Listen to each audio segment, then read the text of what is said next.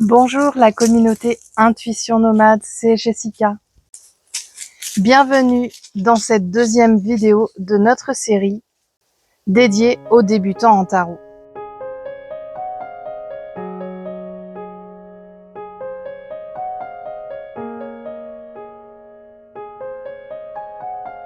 Si vous avez manqué la première partie où l'on explore la différence entre les tarots et les oracles, pas de panique, le lien est juste en bas dans la description. Aujourd'hui, on entre dans le vif du sujet. Les grands systèmes de tarot, eh bien, ce sont des structures de base que vous allez retrouver le plus souvent dans les boutiques ou en ligne. J'en profite avant de démarrer qu'il ne faut pas oublier de prendre ce qui résonne en vous et de laisser le reste. Qu'est-ce qu'un système de tarot? Avant de choisir votre premier jeu, il faut comprendre que la grande majorité des tarots modernes se rattachent à des groupes ou à des traditions historiques. Selon le pays ou la culture que vous étudiez, le système de référence peut changer. Pas besoin d'être un historien du tarot pour commencer. L'idée ici est vraiment de vous donner une vue d'ensemble pour vous aider à faire un choix éclairé. On commence par les bases historiques avec deux ancêtres incontournables. Pour moi, en numéro 1, c'est le Visconti Sforza, qui date à peu près du XVe siècle. Il a été commandé par deux grandes familles italiennes. C'est l'un des plus anciens jeux de cartomancie connus qui a posé les bases de la structure des jeux modernes.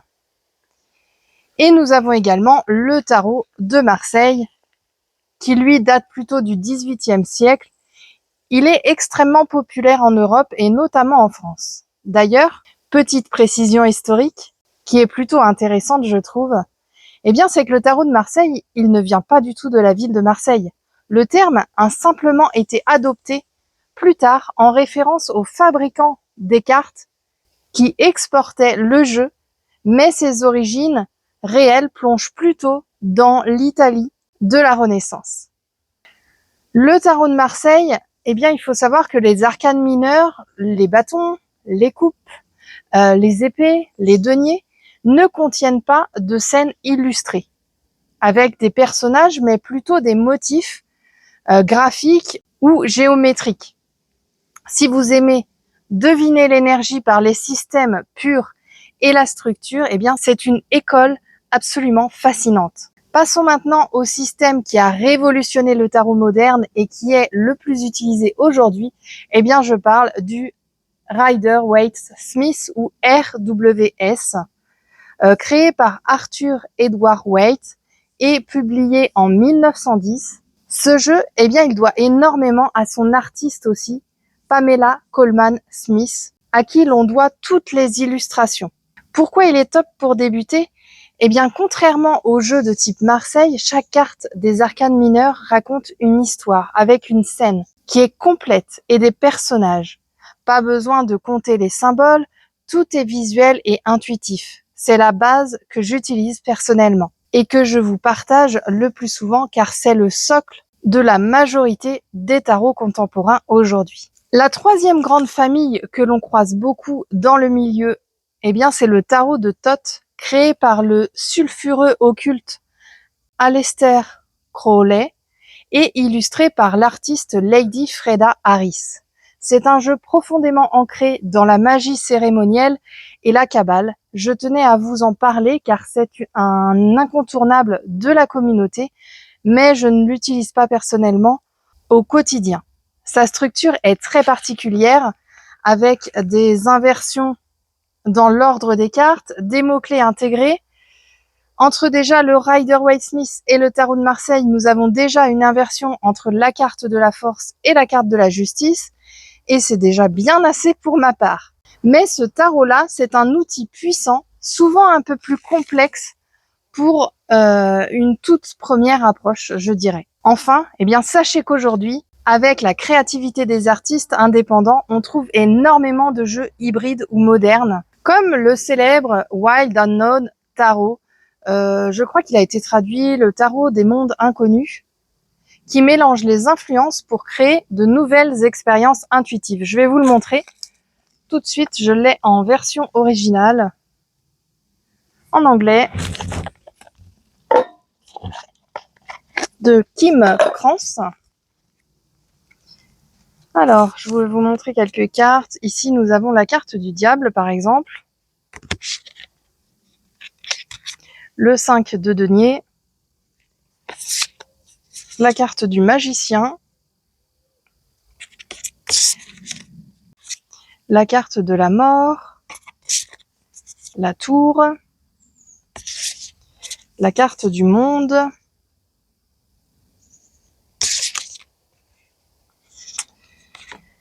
L'arcane du 9 de denier. Qu'est-ce qu'on a d'autre?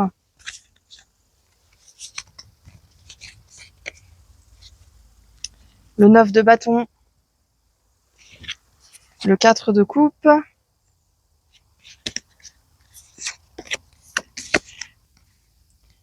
La carte de la justice en 8e position. L'as de bâton, par exemple. Voilà, ici vous voyez bien qu'il y a une influence un petit peu particulière qui mélange un petit peu le style, je trouve, Rider-Waite-Smith et le tarot de Marseille un petit peu plus revisité. Et j'adore ce dos qui, quand on étale le jeu, est vraiment...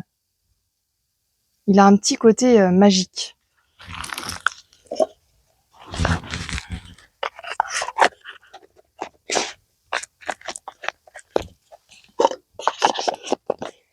Je vais vous montrer ce jeu-ci maintenant, pour vous montrer un petit peu le tarot de Marseille, pour bien vous voir la différence.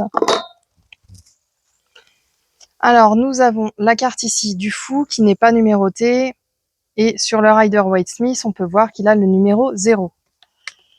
Ensuite, nous avons le battleur, il est dans l'ordre en plus. Je vais vous montrer le 7 de coupe. Le 8 de coupe.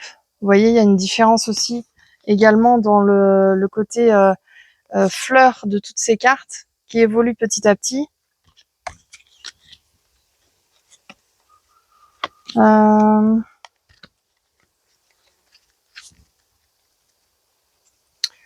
Le 2 d'épée. Le 3 d'épée. Je vais vous montrer également l'as de denier.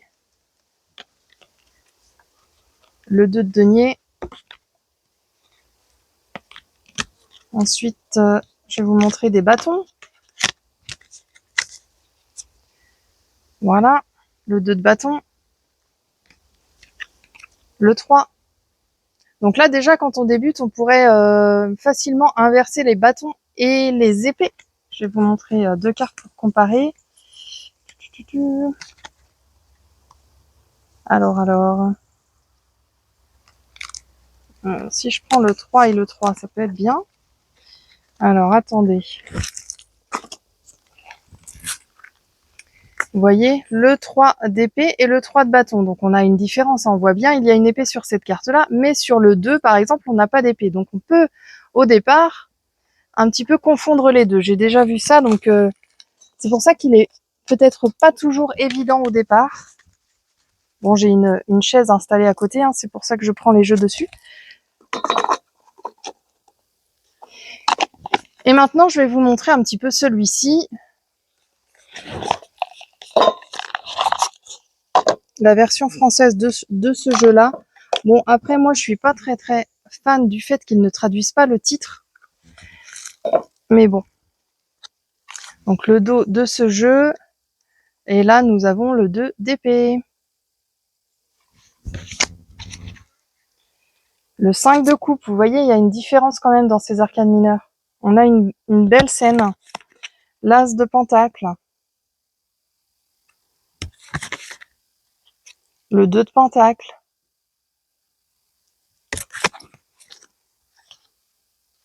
Le 7 d'épée. Voilà pour les petits exemples de jeux. Donc là, on est sur un type Rider-Waite-Smith, vous l'aurez compris. Alors, quel système choisir?